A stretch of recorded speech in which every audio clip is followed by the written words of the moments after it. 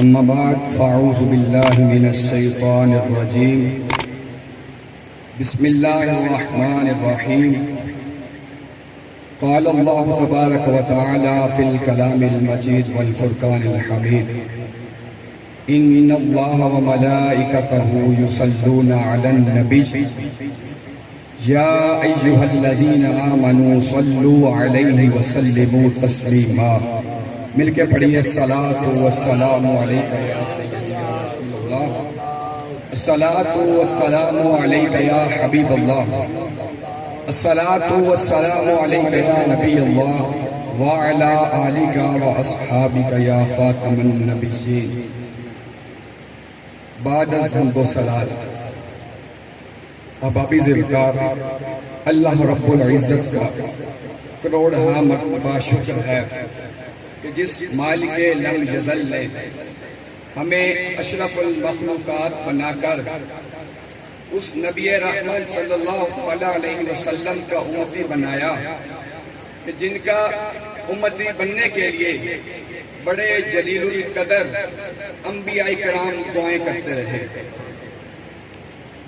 الحمدللہ، اور اللہ رب العزت نے ہم پر یہ احسان فرمایا کہ اس گئے گزرے دور میں جب ہر طرف برائی بے حیائی عام ہے، نیکی کرنا مشکل اور گناہ کرنا آسان ہے، اللہ رب العزت نے ہمیں ایسی ہستیوں کی سنگت عطا فرمائی کہ جن کے پاس بیٹھنے والا کوئی بدبخت نہیں ہو سکتا۔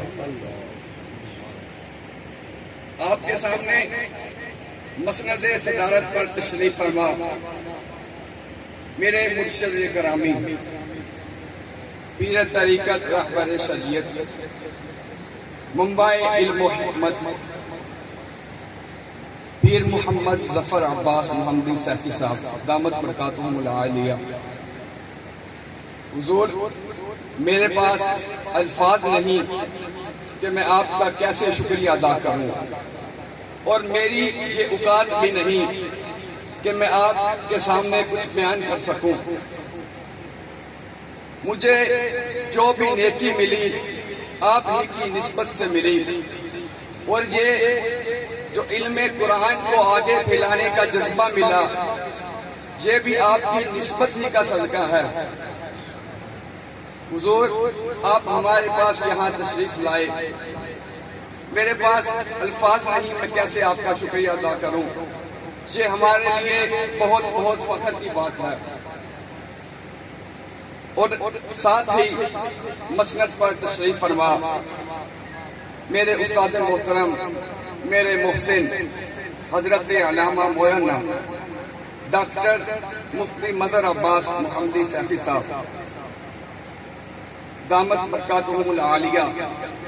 حضور، میں آپ کا بھی شکر گزار ہوں کہ آپ نے مجھ جیسے نکمے پر خصوصی شفقت فرمائی اور میرے سینے کو علم دین کی روشنی سے منور کیا۔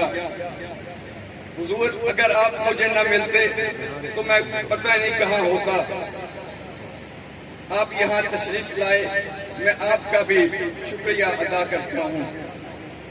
اور ان کے علاوہ میرے اساتذہ کرام جن کی محنت کا صدقہ میں یہاں پر کھڑا ہو کر کچھ الفاظ کہنے کے قابل ہوا، میں آپ کا بھی شکریہ ادا کرتا ہوں۔